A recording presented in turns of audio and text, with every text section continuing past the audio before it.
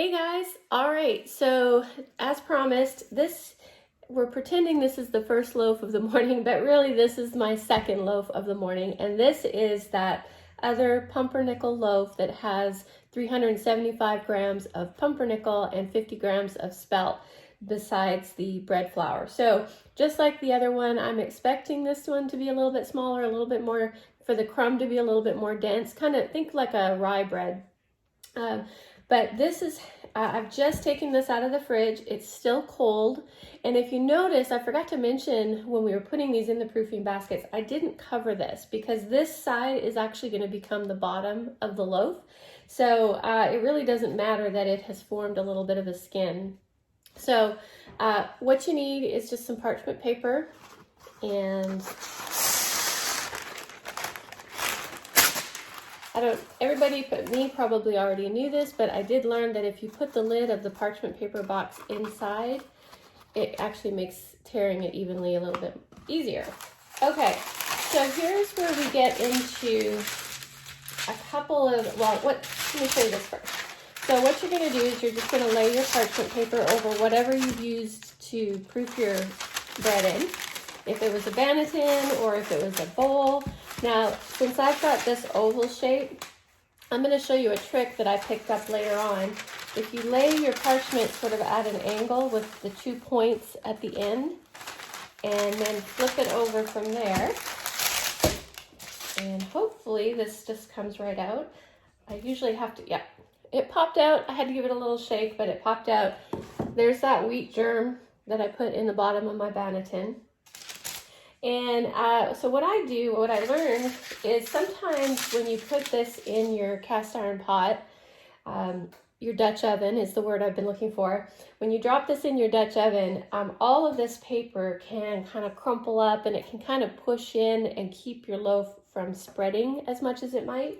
So I kind of learned this trick from another baker. Cut off the points on the sides so that you're left with sort of this leaf shape. And then you have two handles to grab it with, but you don't have all of that paper to deal with. That was actually turned out to be really helpful. Now, on my video just previously, I showed you a loaf that I had scored.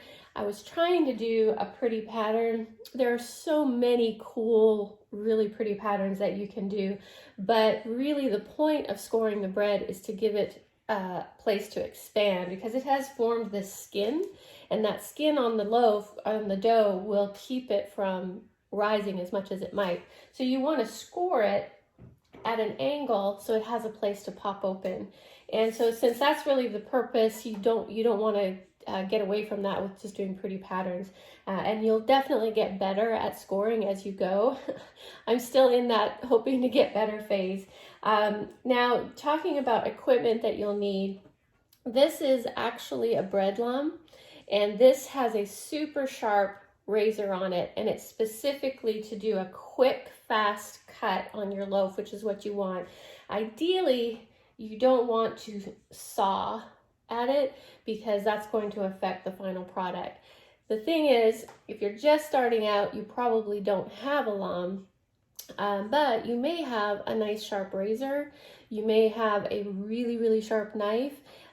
Anything that you can cut your bread with will work. You're going to get a great edible bread. But if you decide that you like sourdough baking and you want to invest in a lum, you can get, now this one is a really special one that I actually ordered months and months ago from Germany, right about as COVID was hitting, and he wasn't able to ship it. And it finally just came in. So I'm super, super pumped about this. But you can get really inexpensive ones on Amazon for dirt cheap. A lot of times if you're buying like bannetons and stuff like this, it'll come in a kit and it'll have a lum in there. But I will tell you, I've used this once already, and it's way, way better. But this is more of an investment if you know you're going to want to keep doing this. So enough talking. My Dutch oven has been heating in my 550 degree oven for at least an hour. It's nice and toasty and hot in there. I've created, that Dutch oven is going to give me a place that's going to hold the steam in so that my bread doesn't form a crust too quickly or else it won't rise. And then I mentioned in the previous video, we're going to bake at 550 in the Dutch oven with the lid on for 20 minutes. We're going to turn the oven down to 450 with the lid off for 20 to 25 minutes. And then we're going to turn the oven off with the door propped open for 20 minutes to let that crust cure. But let me show you just a really simple score. I'm actually going to cut this at about a 30-degree angle. It's very much like the angle that we were holding our bench scraper at when we were doing our twists and turns. What I'm trying to do is actually get under the skin at an angle and create a bit of a lip, because then when my bread expands, it's going to give me that nice ear that people talk about.